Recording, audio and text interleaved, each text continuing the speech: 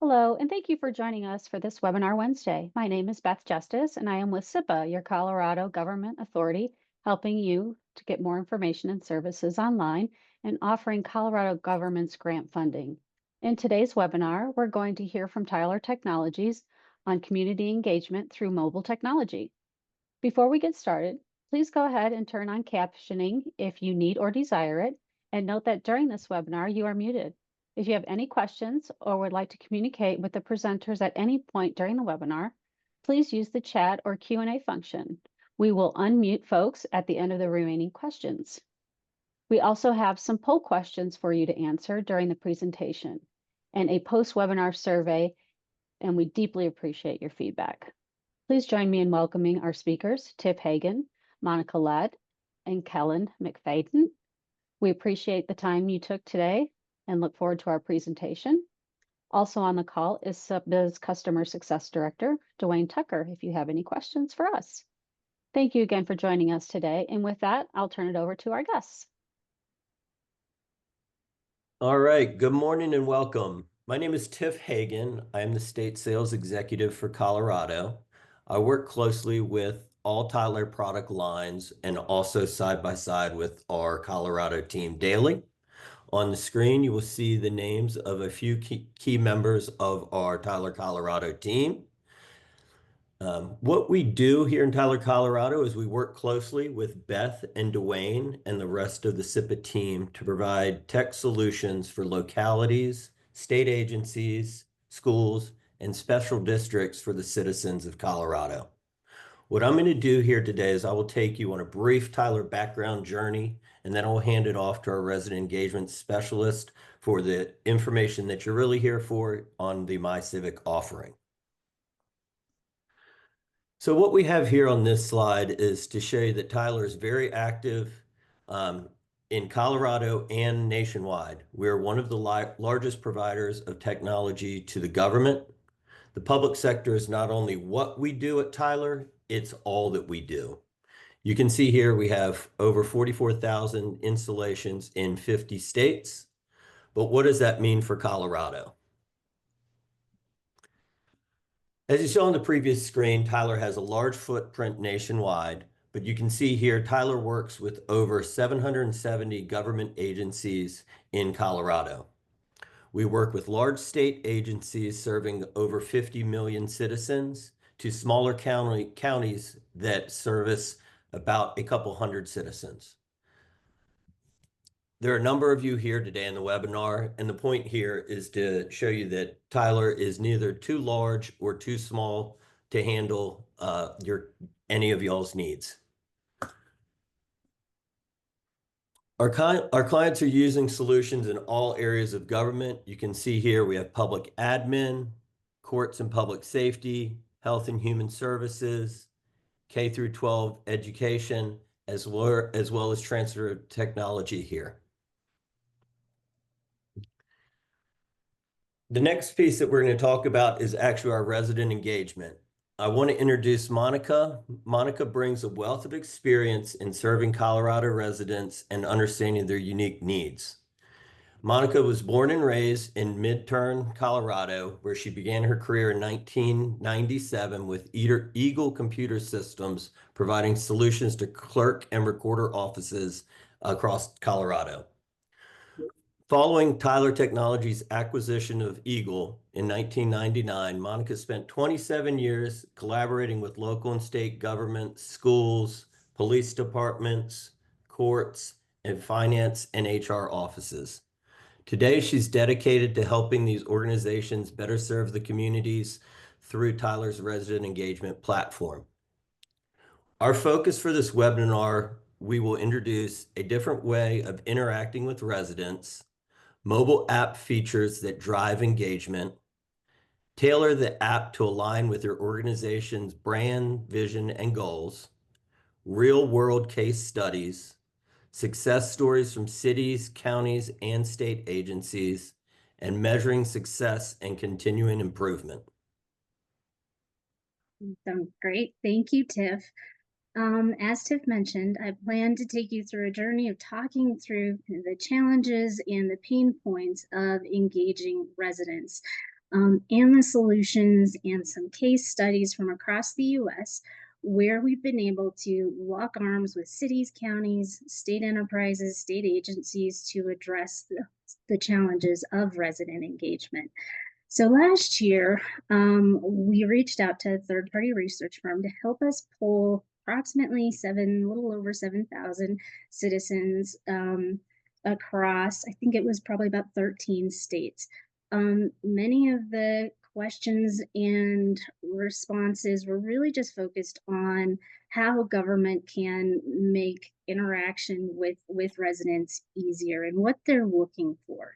And so the top four responses that we had were centralized, easy to find solutions, making it mobile ready, having one secure access point, and how-to guides.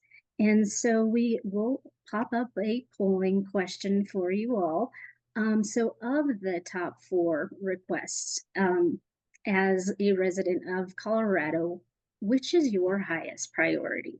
Centralized, easy to find solution, a mobile ready solution, secure single point of access, or how-to guides and explanations.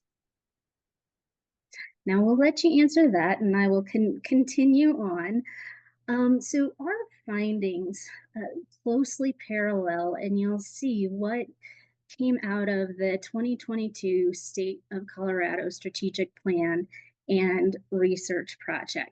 So again, as I mentioned, the findings were similar in that residents reported frustrations and difficulty in getting help. They essentially want an easy button. With that said, from that research, the Colorado Governor Polis and the Colorado Office of Technology came up with 3 digital government aspirations: connect all Coloradoans, expand opportunity and reduce poverty, and make government easy. And so you'll see as we go through this presentation that we'll hit on all 3 of those throughout and kind of give you maybe some solutions to help you with those initiatives. So as we look at the first one, making government easy. Right now in most states, Colorado's not the only one, moving into Colorado as a new resident, it's far from easy. So if we were to take the Smith family, Sophia owns her own business. Lucas is a nurse. So as they move into Colorado, they need to register to vote. Maybe renew the state nursing license, register their pets, get their vehicle installation or inspection. And so with all that said, they end up touching about 9 different government entities and have about 16 back and forth steps. Now, what we work on with the resident engagement platform is kind of focusing on all of those pieces that are resident facing. So our hope is to be able to help and provide one solution, to maybe make all those payments, and then also pepper it with things that are important to the resident to keep them coming back for more. Things like maybe emergency preparedness, park and recreation information, health and human services, or even just very local information, things that I'm interested in, like my trash pickup, or if that has changed. And so what we're trying to do in Tyler is kind of put that all in one place and have it at the palm of your hands. So our next poll question is, which element from this screen do you think would be the most beneficial for your residents? And there are a number of them: agency, portal, and mobile experience, search, discovery, and recommendations, low-code forms, workflow and content, payments, appointment scheduling, data insights, events and calendars, transactions and documents, notifications, consent management, resident profile, and finally, identity proofing. So with all that said, and I know you heard me just ramble a long list of kind of features and functionality, Now, if you take those and think about pulling all of that into what residents expect as the platform to receive them. So if you think about whether it's banking or shopping services, with Amazon, paying your American Express bill, or social media, residents expect to interact with you all the same way that they do with all of those different entities. And so with that said, they expect to get notifications from their government, maybe if there's something due, or as I mentioned, if the trash pickup changed, or be able to use their location to be able to find services. So for instance, maybe mental health services that might be available in their area, they want to use their phone to be able to guide them to those.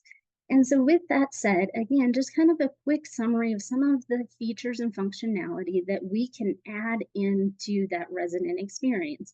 First one is resident assistant. What that is, essentially is a chatbot. So we can basically comb your website, whether it's a city website or an agency website, pull in all of the relevant information. So as a resident, I can type in, I just lost my job and my home. How can you help? And it'll spit back all the information, all the resources from the Colorado websites that would be relevant for them. We've mentioned notifications. I'll bring that up again in a little while. Being able to, you can create your own forms with this platform. So if you want to send out an application, maybe it's for specific services or an application to renew a dog license, whatever that may be, we have those low code, no code forms to be able to do that. And then finally, there's a number of different features in there. We can also tie it all together with identity and authentication. That way, when the person comes back in, we can have their stored payment method. So they don't have to type in their credit card every time they work with us to be able to make those payments. Now, this can all be completely customizable. So we can create an app, whether it's, statewide or agency apps or city apps. I'm going to show you a little bit about a project that we are working on with the state of Mississippi. We call it the hub and spoke concept. I'm sure there's a much better name we can come up with. However, the idea behind it is we do have a statewide Mississippi app. This is your, all encompassing. You can go here for everything that you need. However, as we all know, there's specific needs for specific residents. So, we do have Glugstat, which is a city in Mississippi. We also have a Department of Health app. Now, this focuses on sending out things like boil water notifications. We also have that tied to our Mississippi mental health application. So what that is used for is, let's say I have a child who may have a teenager who might have a substance abuse issue. I can kind of sort through and find exactly what I'm looking for and then see all of the registered services that might be available for me. And the concept behind it is we're able to tie all of those together. So you don't have to get into each of those apps. You just focus on the ones that you just download the ones that are important to you. Once you've downloaded them, they will all be connected. So what we are going to go through now, I'll just jump through a handful of different case studies that we've been working on. Some of these projects are live, some of them are we're working with them to implement. And I'll talk through a few of them just so you can get a general idea of what the application can do. So as we're going through this, yes, one more poll question. As we go through it, which of any of these examples would be used in your office? Or do you have other business cases that maybe you would like to see? So with that said, the very first one is one of our local partners in Frederick, Colorado. So they use the application specifically for 311. reporting down trees, reporting a pothole, that sort of thing. But then there's also that engagement piece, where with the engagement piece, they can send out notifications about community events and things that are happening to keep their residents engaged. We also have our app in the West Virginia Department of Motor Vehicles. We've tied this through to appointment scheduling. So if you need to make an appointment, you can do it right from the app, or you can pay for your vehicle license and renewal. We can also send out notifications about traffic alerts. With Mississippi Public Safety, again, being able to send out alerts or allowing residents to come in and maybe purchase record information. This one I'm really excited about. We are working with the state of Massachusetts as well as Indiana. With this one, we realized that veterans tend to be the target of bad actors. And so when they click on those malicious websites, oftentimes they get taken advantage of. Their information gets sourced out to places they're not supposed to be. So, with that said, what this app does for veterans is it pulls in nonprofits, it pulls in all the different agencies that serve veterans into one place. And they know that the things that they're clicking on within the app are legitimate sites and they're not giving up information they shouldn't. Corrections, here's another one. Basically, the idea behind this is taking whether it's the person who's incarcerated or let's say their family, they have a number of questions, when their loved one is incarcerated. We use that chat bot to be able to answer some of those questions, but then also being able to send money to those who are incarcerated, or being able to schedule visitation appointments. And then finally, after that person leaves the jail system, we also want to add rehabilitation tools so that they can continue to, grow and use the app as kind of a beacon for that information they need. With education and the state of Hawaii, we're working closely with them to pull together not only kind of the larger Department of Education app, but then also apps for each of their schools. So whether it's by a district or by the school, parents can have, again, a one-stop shop from their phone. Now, we realize that there's a lot of different school apps out there. For instance, Power School, and there's just a number of them out there. With that said, we can punch out to those other applications. So again, you only have one place to go as a parent. Finally, we'll touch on this a little bit more in a bit. With the underserved communities, whether it's those experiencing homelessness or maybe victims of domestic violence, whatever that may be, I should mention, we've also found that Mississippi has the highest infant mortality rate, or one of the highest infant mortality rates in the country. So with that said, we put together an app for them to help educate, whether it's pregnant women or new mothers, educate them on all the services that might be available to them. Now, in terms of those experiencing homelessness, we've found that it varies by state, but approximately 80% of those who are experiencing homelessness have a mobile device, or they can access one from the government. And with that said, there's also, free Wi-Fi throughout cities. The great thing about this concept is that we can basically reach people where they are and be able to, tie in things like 211 or help them find shelter, that sort of thing through an app. Business owners, again, kind of a one-stop shop to help business owners find exactly what they need as maybe they're starting a new business. We've mentioned the Department of Health before. Again, we will share all of this information with you after the webinar today. So you'll be able to kind of look through some of these examples.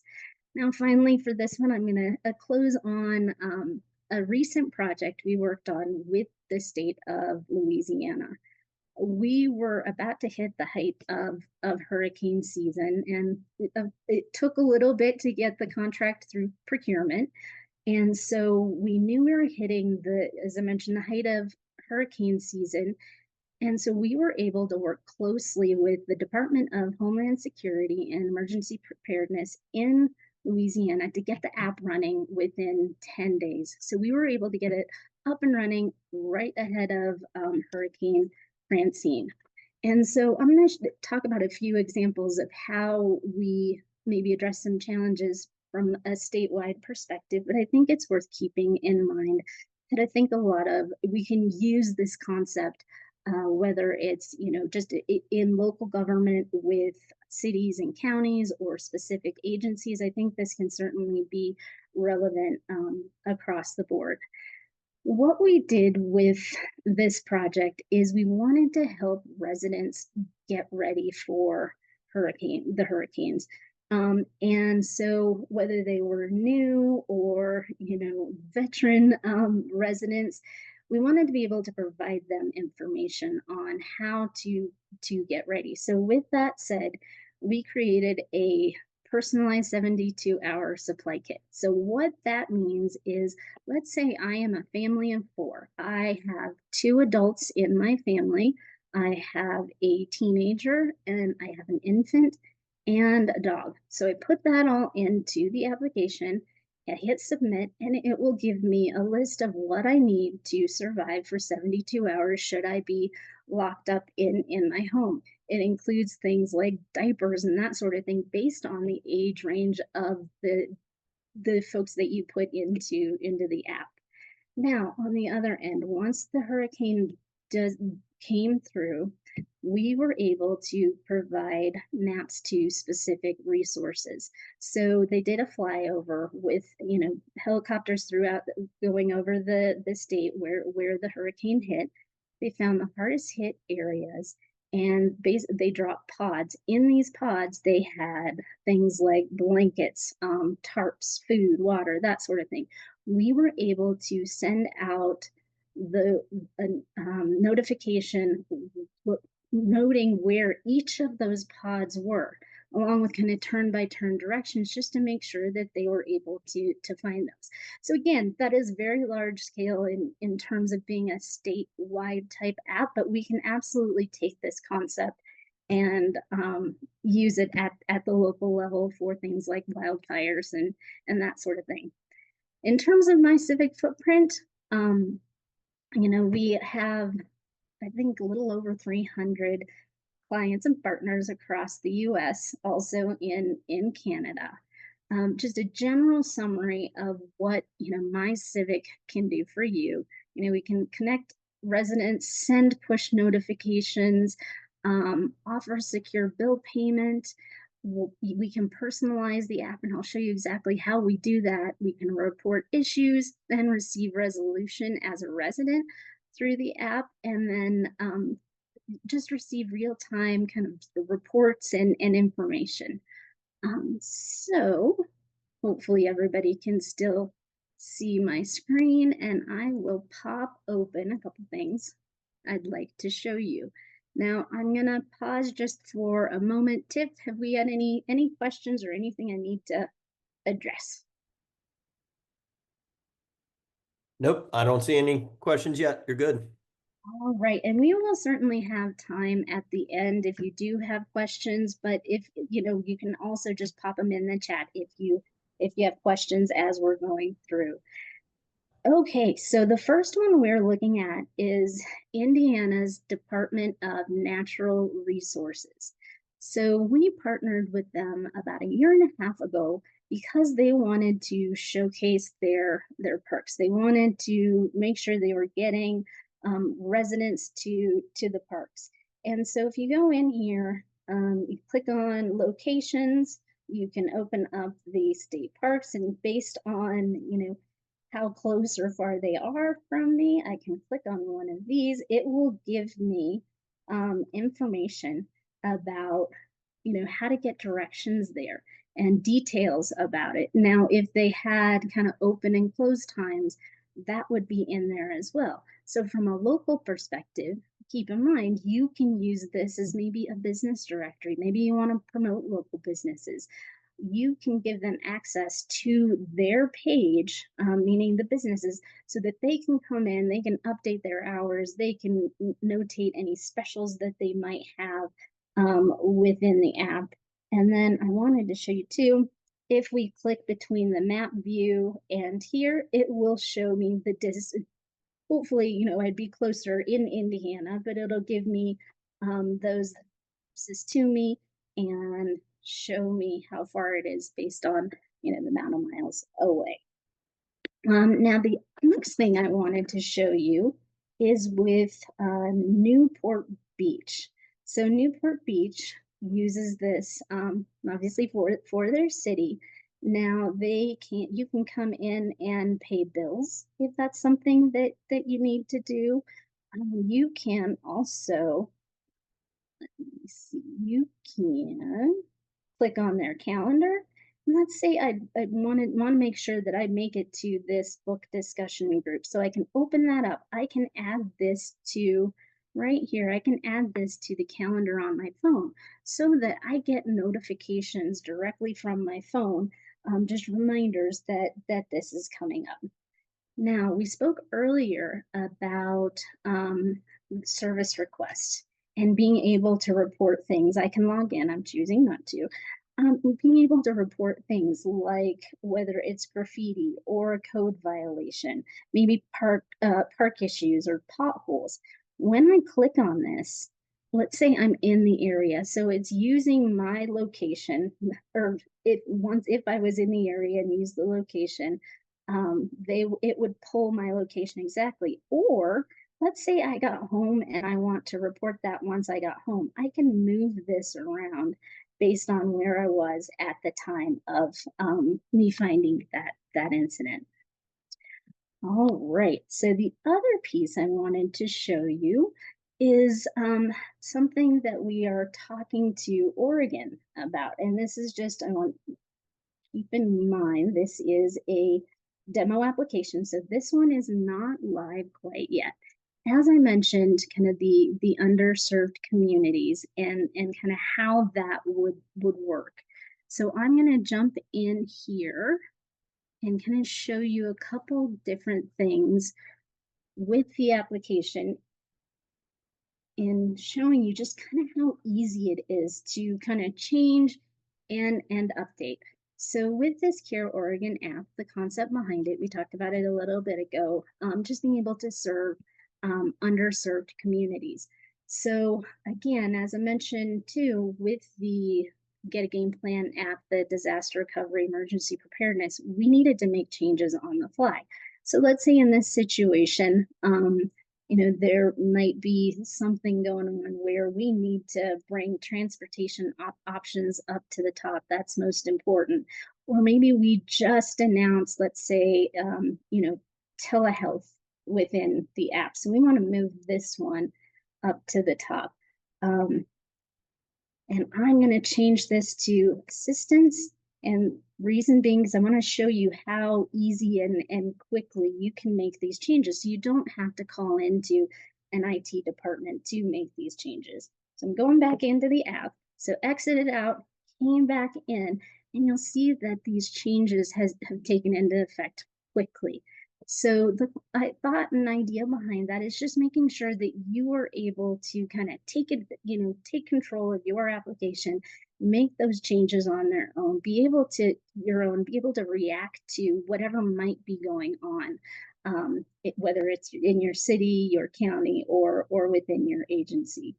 Now you can also adjust much of the app. So keep in mind, this might not look quite right, but you have the ability to kind of change the layout of the application as well. So that's pretty easy to come in here. Oops, clicked on the wrong one. Come in here, click on that. So I'm just going to change the layout again, just kind of showing you how easy it is to make these changes on the fly. You'll see it kind of adjusted the way that looks back there. Now, we also have the ability to send out notifications through the app. And I feel like this is actually, if you don't, I'm going to go back and change this just so we can see it a little bit better. Go back here. So we have the ability to send out notifications. And so, a lot of times questions we get from our partners is, I have a city website, county website, agency website, that it's mobile friendly, and so that should just kind of serve what we need for keeping the app in there, or keeping information on their phone and in their pocket. Well, the biggest difference is being able to send out those notifications. Also, as I mentioned, with the location-based services. So a lot of times we complement whatever city, county website that you already have. So with that said, we work closely in kind of pulling in the content so you don't have to enter the information more than once. You put it in your website, we can pull it up within the app. So basically, if you were to think of an app and the website as, let's say, a library or a bookstore, the website has the full gamut of information that your resident would ever need. Now, the app is more so kind of the end caps on the aisles, the things that are most important at the time and what you want the residents to focus on at the time. You can easily change those. And then again, being able to send notifications quickly to the residents. So here with this Care Oregon app, again, notifications can be just about anything. But we can say cold front, moving in, please seek shelter. And, theoretically, if we had a link to where those shelters might be, we can put that in there as well. Keep in mind, we can kind of circle an area of the map and send notifications to, where the people that had their phones last open in that area. If you just want to send it to a specific area, or for now we want to send it to all users, we hit send and it will pop up right in their app if they have the app open. If they do not have the app open, they will get a notification based on whatever settings they might have in place. So keep in mind, if they have you probably know this, but the notifications right on your home screen or that pop up at the top. So we use those in-app notifications to notify the residents of things that might be going on. So that's another great advantage of using the app in addition to a website. All right, so the next thing I wanted to show you as well is kind of focusing again on those maps. So here I have find shelter. Now keep in mind, you already saw how we tied it into, let's say, different parks. Again, we can tie this into, let's say, local businesses. So maybe you have your local businesses separated by category. Here we're clicking on emergency shelter. And again, as I showed you before, it kind of gives information about that particular shelter, or it might give information about that business. Sky's kind of the limit in how we can use this piece of the application. Again, we can showcase hours in here, tied to their website. Maybe I want to share this with a friend. I can hit share and it can be sent via email or text or however you share your links. All right. So in addition to kind of what we went over, I think it's worth mentioning as well is that the application is only as good as, if no one's using it, it's not very useful for you. And so we are able to provide application statistics so that you know when people are coming into the app, using the app, what types of information are they looking at. So for instance, I will show you kind of what we had for the Get a Game Plan app. So this is around the hurricane time. So we had, I think, let's see, about 45,000 sessions on September of 24. So this was around that hurricane time. So we can see that people were actually using the app. There's not a whole lot going on as far as emergencies. And I think around here, it jumped up a little bit, I think, because around the snowstorm time, people were utilizing the app as well. Now we can also see where they're visiting, what menu items are they looking at. And so what this would help us do is basically, let's say that, Hurricane Francine is really important right now. No one's really looking at this. We can move it up through the application so that you can get better engagement specifically on, whether it's Hurricane Francine or wherever you would like to share that information. So in conclusion, and like I said, hopefully leaving some time for questions, in partnering with SIPA and Tyler Technologies with our resident engagement, we are able, as I mentioned before, to kind of touch on those three things that Colorado is focusing on right now. Being able to connect all Coloradoans. So basically meeting residents where they are, kind of giving them that mobile first engagement.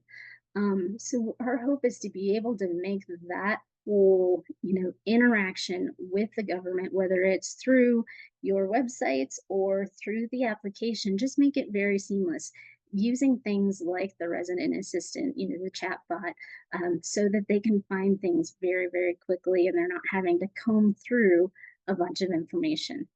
And then finally, expanding opportunities and reducing poverty was another one. And so our hope here, and what we plan to work on with cities, counties, agencies, and state enterprises, is create customizable and real world solutions. So making sure that the app is customizable for you and prioritizing that accessibility piece. I know this is a hot topic in Colorado. So being able to address accessibility and then also ensuring that the app serves all residents, whether it's diverse and underserved populations, we want to make sure that the app can reach everybody that would need to use it. And then finally, being able to make government easy. So again, using those metrics, figuring out where your residents are, most interested in, or maybe they're not clicking on that at all. So using the basically data-driven and ongoing improvement for that continuous engagement. So what we're able to do there again is to kind of secure and centralize everything in one place so they can easily access information, maybe submit requests and stay informed, and hopefully leading to kind of that long-term engagement and satisfaction.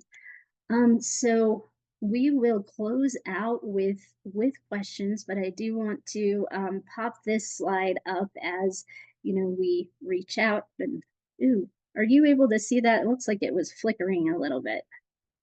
Are we good? Okay. Looks good. All right. So yes, again, so thank you so much for joining us. I'd like to open the floor to anybody who may have questions. Maybe if you want to raise your hand or type it into the chat. Hey, Monica, there's a couple questions in there from Beth in the chat there. The first one was, does payment support Apple and Google Pay? Yes, it absolutely does. We also want to, so Tyler has its own payment solution that we use in the app. We also realized that not everybody's going to use Tyler's payment solution. So we are able to tie to third-party solutions as well. But as we're talking about Tyler's payment solution, yes, it does support Apple and Google Pay. Thanks. And then the second one was, does Tyler assist with adoption of the app once it's deployed? Absolutely. So that's a piece that is critical, because if you create your app, throw it over the fence, obviously your residents will be excited when it first comes out, but the key is continuing to make changes and promote the app. And so we will work with the city, county, state agency to be able to, provide you different ideas and thoughts and methods of how to get the word out for the app initially, but then also how to continually engage with residents. Focusing on a number of different things like sending out notifications, but being cautious to not send out too many so that the resident gets tired of us and deletes the app. So yes, we do work closely with you, both during the implementation phase and then after go live to continue that engagement. Any other questions? We do have one in the Q&A. Is this for cell phones only? The app itself is for mobile devices only, correct. However, the resident engagement platform, that big giant circle that I showed toward the beginning, that is, that can be available through websites. So depends on what you're looking at, but yes, the mobile app is specific to just mobile devices. Great. I have unmuted everyone. So do we have any more questions? You can certainly go off mute and ask, or go in the Q&A or chat. We'd be happy to answer those for you.